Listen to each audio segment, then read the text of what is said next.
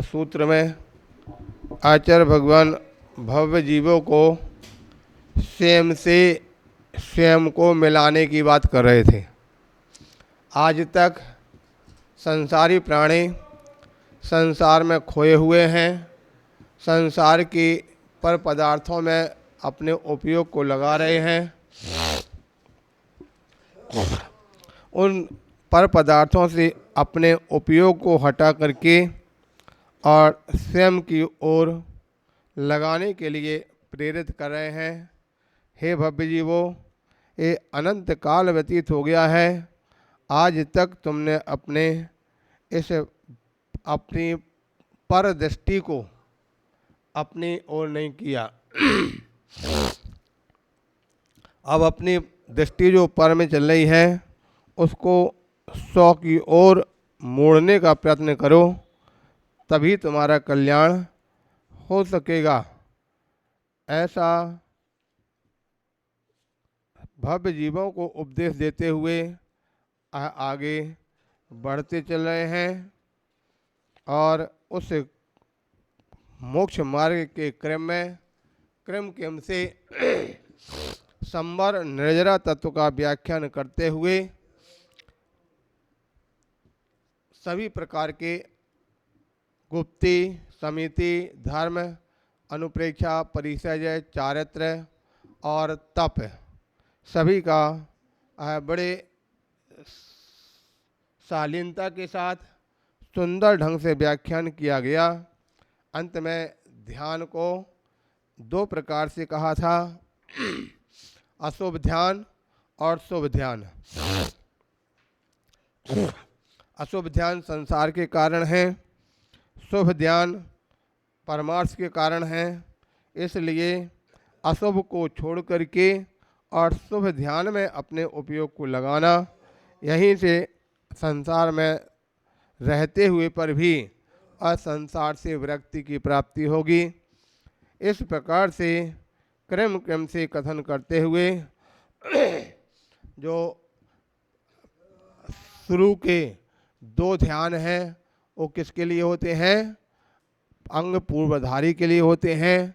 और अंत के जो 2 ध्यान है वो केवली भगवान को प्राप्त होते हैं। कौन से? शुक्ल ध्यान।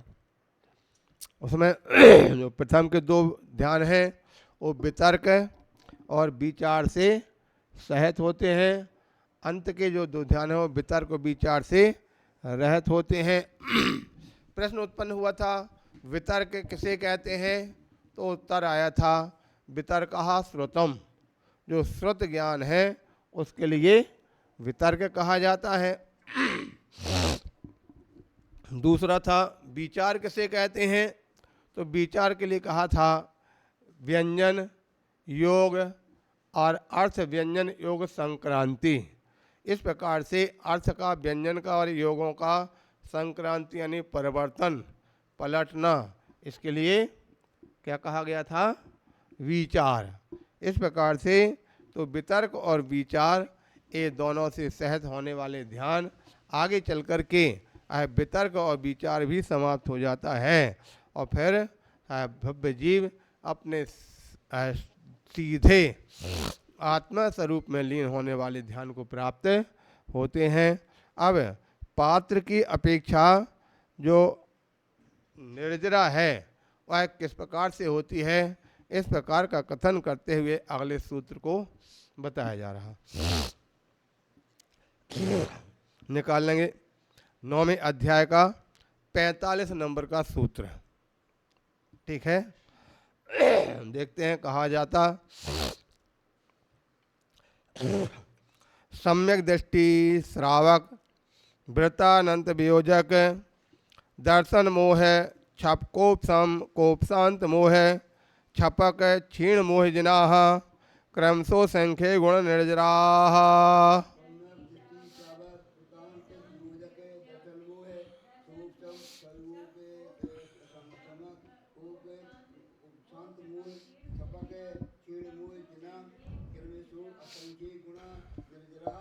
हम और एक बार फिर से पढ़ते हैं। सम्यक दृष्टि श्रावक विरतानंत वियोजक दर्शन मोह छप कोप सम कोप शांत मोह।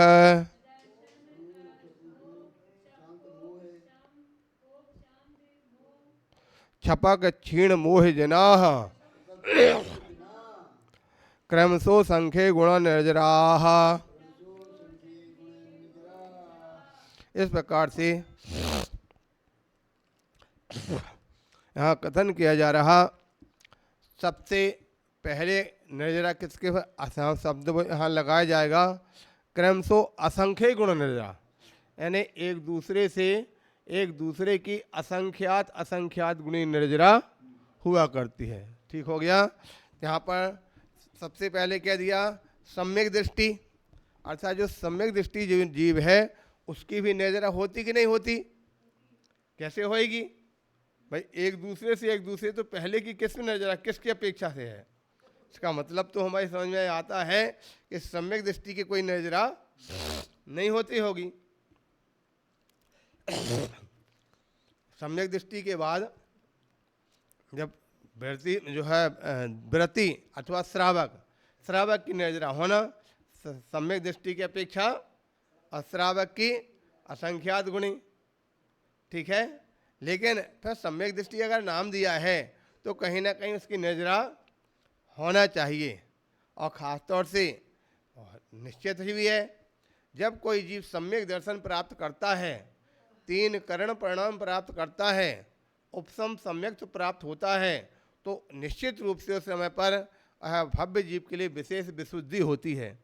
जब 3 करण परिणाम होने पर सभी प्रकार के जो 7 प्रकृतियाँ, यानी दर्शन मोहनी की 3 और कसाय की 4, इन 7 प्रकृतियों का जब उपशम होता है तो विशेष विशुद्धि की प्राप्ति होती है। और विशेष विशुद्धि होने पर निर्जरा तो होगी ही होगी, ये ऐसा नहीं हो सकता कि उस समय निर्जरा ना हो।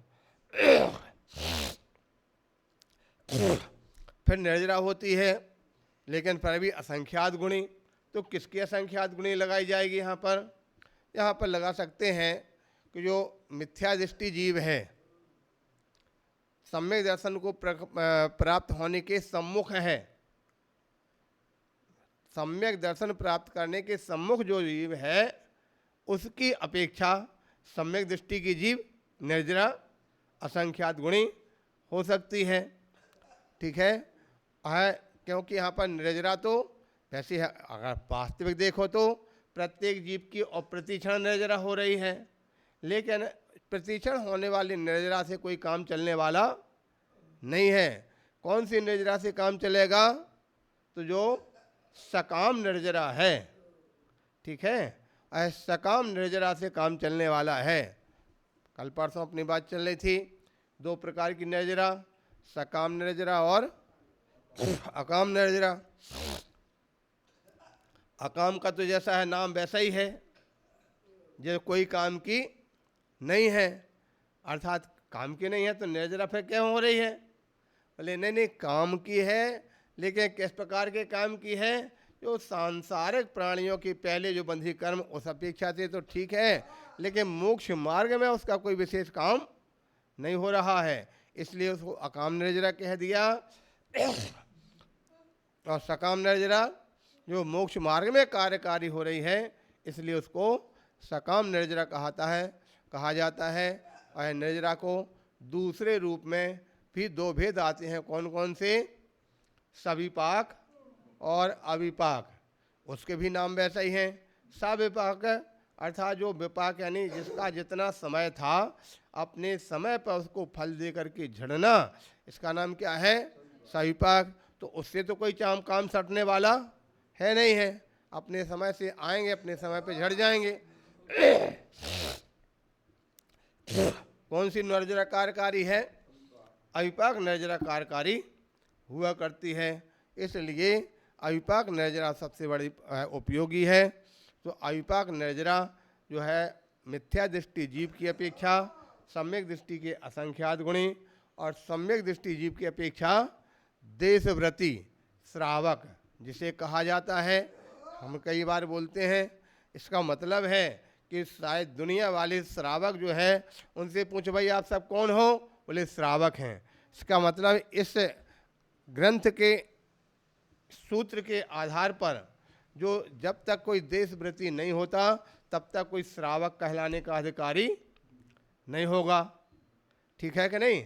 और सम्यक दृष्टि तो हो सकता है लेकिन श्रावक नहीं हो सकता है, क्योंकि सम्यक दृष्टि और श्रावक के गुणस्थानों में तो अंतर होता है। सम्यक दृष्टि का चौथा गुणस्थान होता है और श्रावक का 5वां गुणस्थान होता है। इसका मतलब है कि दोनों में बहुत बड़ा अंतर बताया। जो सम्यक दृष्टि होता है वो अविरत होता है, कोई भी व्रत नहीं होते हैं, और श्रावक जो होता है वो देशव्रती होता है।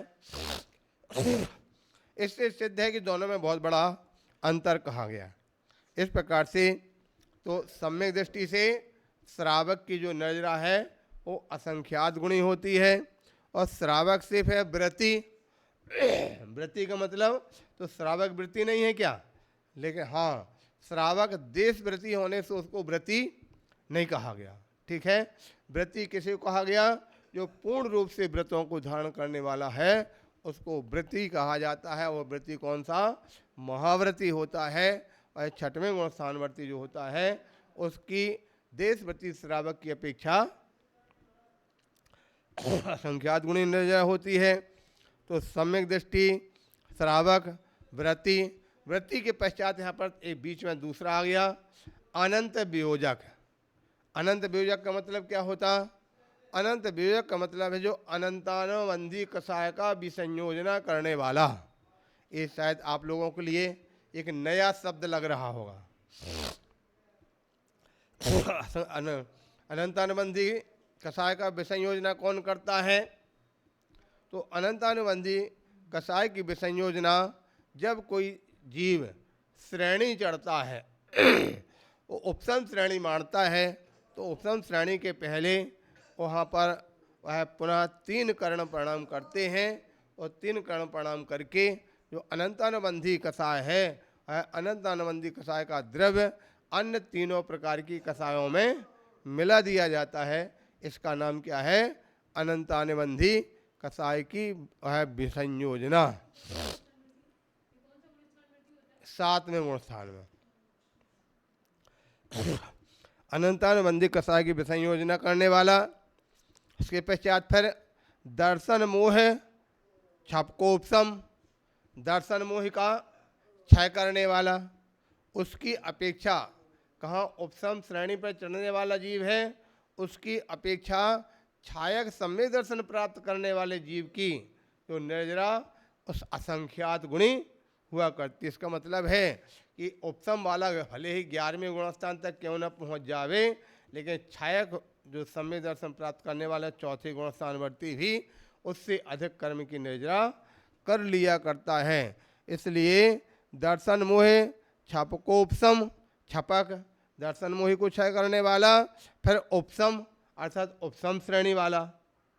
ठीक है, पहले अच्छा वहाँ इसके पहले जो बताया था विसंयोजना, विसंयोजना के पश्चात छायक सम्यक दर्शन प्राप्त करने वाला, छायक सम्यक दर्शन प्राप्त करने वाली की अपेक्षा उपसम श्रेणी वाला। ठीक है, उपसम श्रेणी वाला जो है उसकी असंख्यात गुणी है। उपसम के पश्चात उपसम श्रेणी के बाद उपशांत मोह, अर्थात उपसम श्रेणी जो है पहले के 3 गुणस्थान, अंत में उपशांत मोह अर्थात 11वें गुणस्थानवर्ती, उसकी नजरा उससे कहीं अधिक होती है। छपकोपशांत मोह, फिर छपक 11वें के बाद फिर कौन सी 12वें गुणस्थानवर्ती जो जीव है उसकी नजरा होती है। छपक के पश्चात क्षीण हो गया, क्षीण मोह के बाद फिर जिनह, जिनेन्द्र भगवान 13वें गुणस्थानवर्ती है, उनकी जो है नजरा उनसे भी कहीं अधिक होती है। इस प्रकार से क्रम नजरा का इसके अंतर्गत निरंतरता के लिए हुए यहाँ पर बताया गया। यानी कहने का तात्पर्य है क्रम क्रम से सभी गुणस्थानों को पॉइंट के आधार पर जानना। सबसे पहले अविरत समय दृष्टि, और उसके पश्चात 5वें गुणस्थानवर्ती श्रावक, फिर 6वें 7वें गुणस्थानवर्ती महाव्रती, फिर अनंतानुबंधी कषाय की विसंयोजना करने वाला, फिर दर्शन मोह का क्षय करने वाला, फिर चारत मोह को उपशम करने वाला, फिर 11वें गुण स्थानवर्ती उपसम सम्यक दृष्टि, फिर छायक छपक श्रेणी पर चढ़ने वाला, फिर 12वें गुण स्थानवर्ती, फिर 13वें गुण स्थान और क्रम से फिर 14वें गुण स्थान वाला। इस प्रकार से 10 स्थानों में परिणामों की विशुद्धता अधिक अधिक होने से प्रति समय अधिक अधिक उससे असंख्यात असंख्यात गुणी निर्जरा हुआ करती है। इस प्रकार से निर्जरा का क्रम सभी को समझ में आ गया होगा। इस निर्जरा के क्रम को जान करके और अपने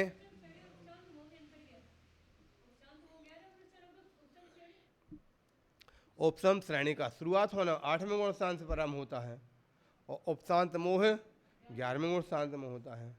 इस प्रकार से अब निर्ग्रंथ साधुओं के भेद कौन कौन से हैं, निर्ग्रंथ साधुओं के भेद बताते हुए अगले सूत्र में आचार्य महाराज कहते हैं, उपचार से श्रावक है। अष्टमूल गुण का धारी उपचार श्रावक है, वास्तविक श्रावक नहीं है। सब जैसे तप के लिए, श्रावक के लिए भी तप का उल्लेख आता, 12 तप का धारण करने वाला होता है। श्रावक के भी 6 आवश्यक कर्तव्य तप आता कि नहीं आता? कौन है आवश्यक कर्तव्य? देव पूजा, गुरुपास्ति, स्वाध्याय, संयम, तप। ठीक है, तो तप आ रहा श्रावक के आवश्यक कर्तव्यों में। तो यहाँ पर एक और दूसरी ओर कहा जाता कि तप जो महाव्रती होते हैं उन्हीं के लिए होते, उसके पहले तप नहीं होते हैं। तो फिर कैसे हुआ? तो ये सब उसके पहले औपचारिकता है या सामान्य अभ्यास के लिए यहाँ पर प्रकार से कथन किया जाता है। ठीक हो गया। संयम भी कहा गया, श्रावक के लिए संयम भी कहा गया। ठीक है ना, उसी आवश्यक कर्तव्य में। तो इस संयम और दूसरे को कहते हैं संयम महाव्रती के लिए होता है। तो इस प्रकार से सब उपचार है अथवा अभ्यास है, इस अपेक्षा से कहा जाता है। अब यहाँ पर निर्ग्रंथ साधुओं के भेद कौन से हैं बताया जा रहा। पुलाक, बकुश, कुशील, निर्ग्रंथ, स्नात का निर्ग्रंथाः।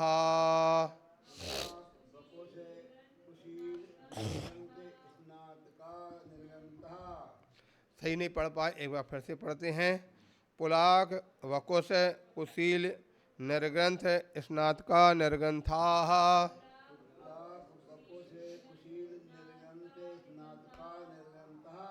इस प्रकार से यहाँ 5 प्रकार के साधु होते हैं।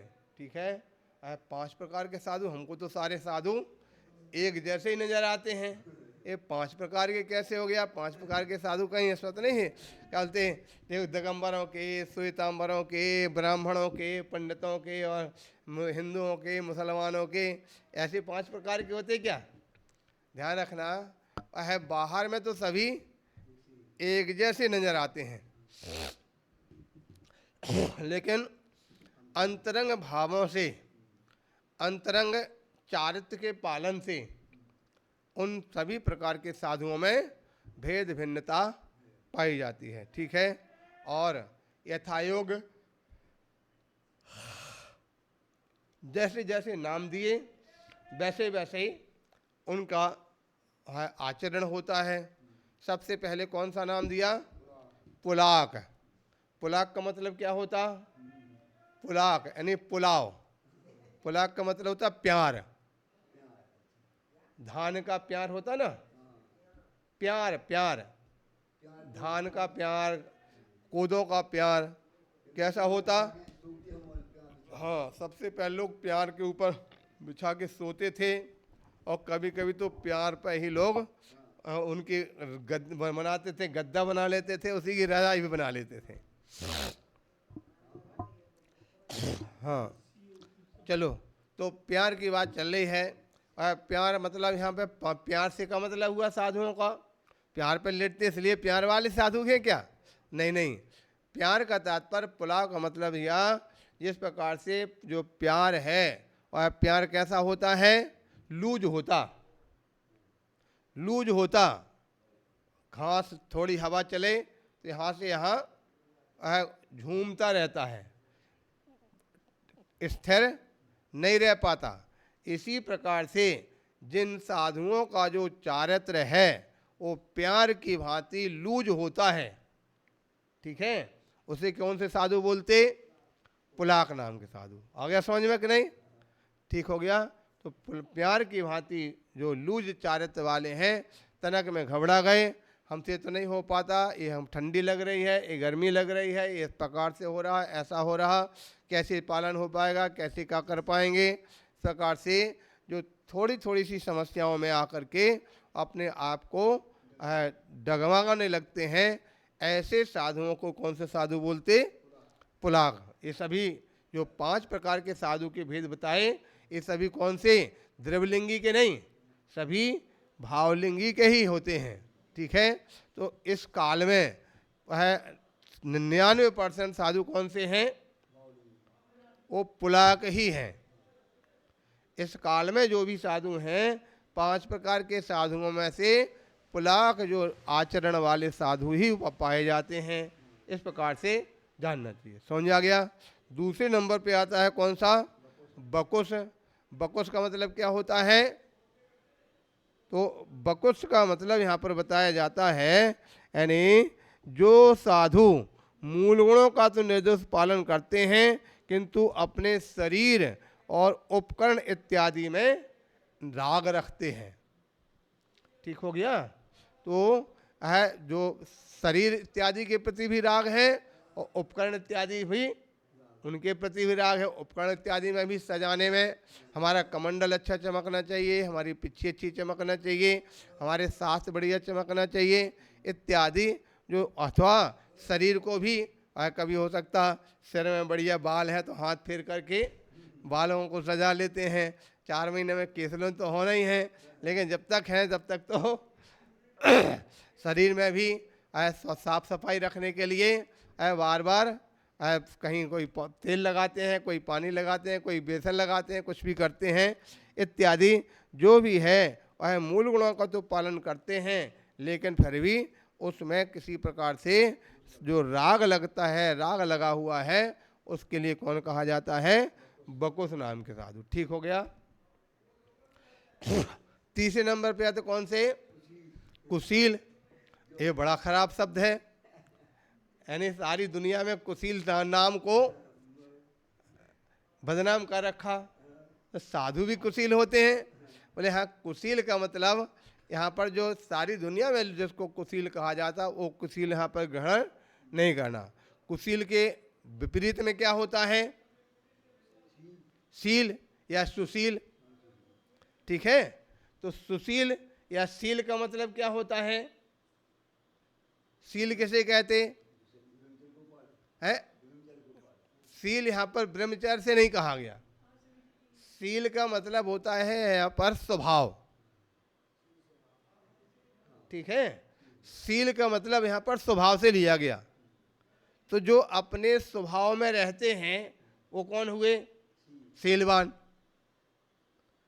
पूरे समय बाहर से कोई मतलब नहीं है, अपने आत्मा स्वरूप में लीन रहते हैं, ऐसे साधु को क्या कहा? शीलवान कहा। और जो अपने शील से चलित हो गए, शील यानी स्वभाव से चलित हो गए, उसको क्या बोलते हैं?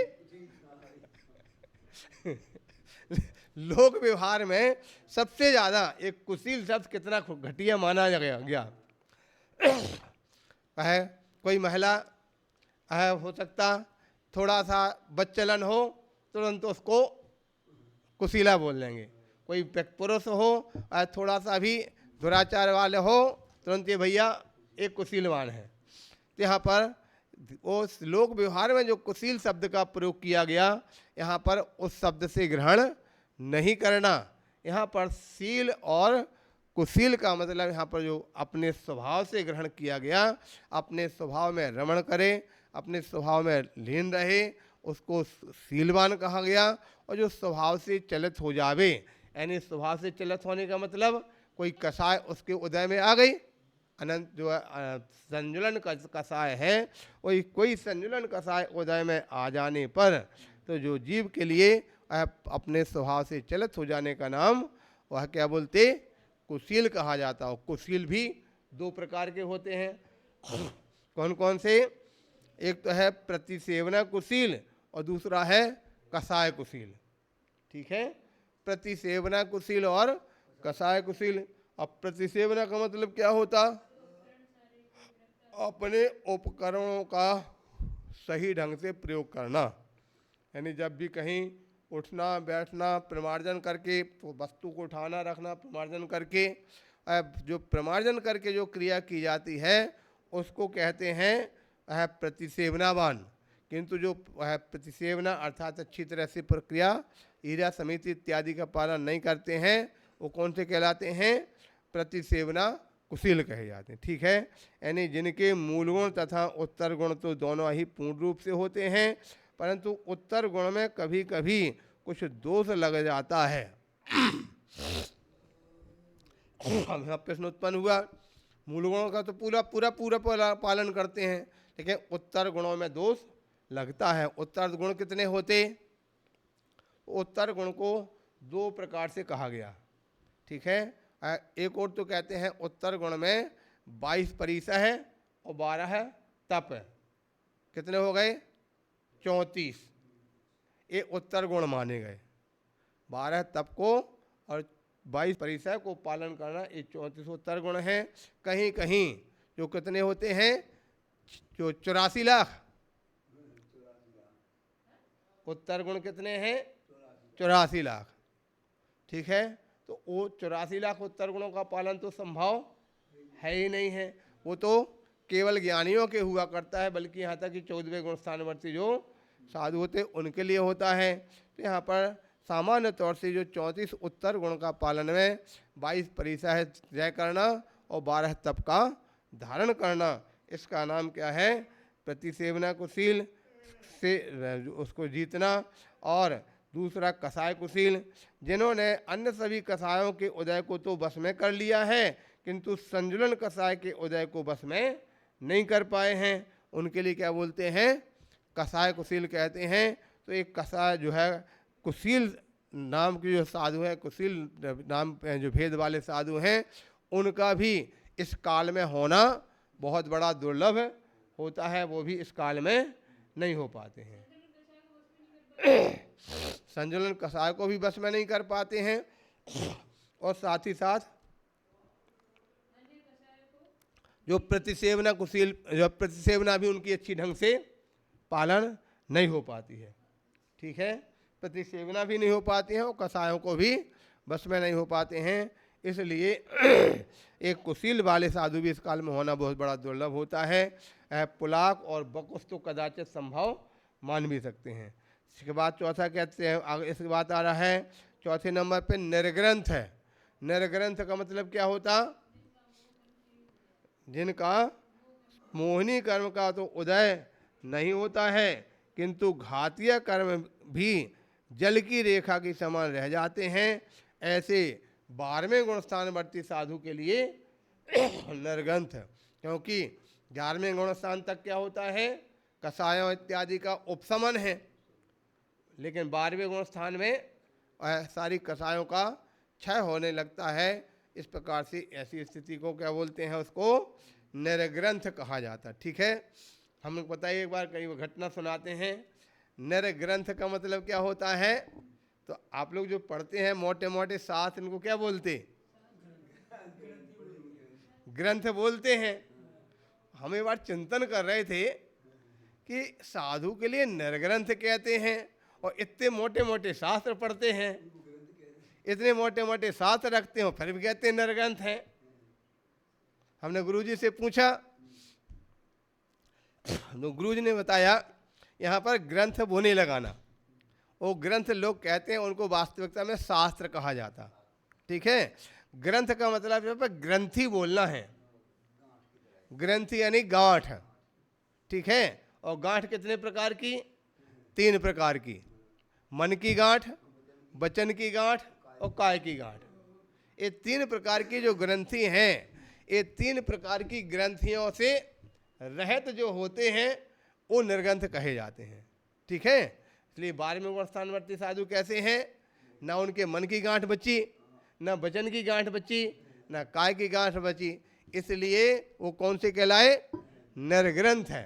तो ध्यान रखना, वहाँ पर जब संपूर्ण कसायों का अंत होने लगता है, अंत हो जाता है, तब वहाँ पर कौन से कहलाते? निर्ग्रंथ कहे जाते हैं। इस प्रकार से निर्ग्रंथ का अर्थ समझना, ठीक है। कई बार इस प्रकार की स्थितियाँ हो जाती हैं, ग्रंथ ग्रंथ और निर्ग्रंथ से जानना चाहिए, ठीक हो गया। हाँ, परिग्रह से रहित जो है, और परिग्रह वो कसाय इत्यादि परिग्रह ही तो है ना, आप सब पहले सुन चुके हैं। परिग्रह कितने प्रकार का? 24 प्रकार का परिग्रह, 24 भेद। तो 24 प्रकार का जो परिग्रह है, 24 प्रकार के परिग्रह में यहाँ प्रकार क्या बताया जा रहा? कौन कौन सा है? बहिरंग परिग्रह तो सभी जानते हैं, क्षेत्र वास्तु हिरण्य स्वर्ण धन धान दासी दास कुप्य भांड। लेकिन अभ्यंतर परिग्रह लोग कम जानते हैं। अभ्यंतर परिग्रह में सबसे पहले कौन सा है? मिथ्यात्व। दूसरे नंबर पे क्या है? 4 कसाय, क्रोध मान माया लोभ। ये 4 प्रकार की कसाय भी क्या है? ये भी परिग्रह है। तो कहाँ तक रहता है? लोभ 10वें गुण स्थान तक है, और 11वें गुण स्थान तक तो सारे ही हैं। अरे 10वें गुण स्थान में सूक्ष्म लोग बताया, और 11वें स्थान में सारे आ गए। बोले हाँ। कैसे आते हैं? तो आने का इस प्रकार से मतलब है कि 10वें गुण स्थान में तो उदय की बात कही जाती है, ठीक है। 10वें गुण स्थान तक सूक्ष्म लोभ का उदय चल रहा है, लेकिन 11वें गुण स्थान में सारे के सारे हैं तो कैसे हैं? उपसम रूप में हैं, उदय रूप में नहीं होते हैं। इसलिए 11वें गुण स्थान तक तो सभी कसाएँ रहती हैं, और उसके पश्चात 11वें गुण स्थान के बाद फिर उदय आती हैं, तो उतर करके वह 10वें 9वें 8वें 7वें 6वें तक आ जाती हैं। इसलिए यहाँ पर 11वें गुण स्थान तक कसायों की सत्ता मानी जाती है, लेकिन 11वें गुण स्थान के बाद जब 12वें में होता है, तो 12वें गुण स्थान में सभी कसायों का क्षय हो जाता है, कसाय नहीं रहती है। इसलिए वहाँ पर क्या बता दिया? निर्ग्रंथ है, अर्थात ग्रंथ यानी कोई भी गांठ, कोई भी परिग्रह नहीं रह गया। अंत में आता है स्नातक। स्नातक का मतलब क्या होता?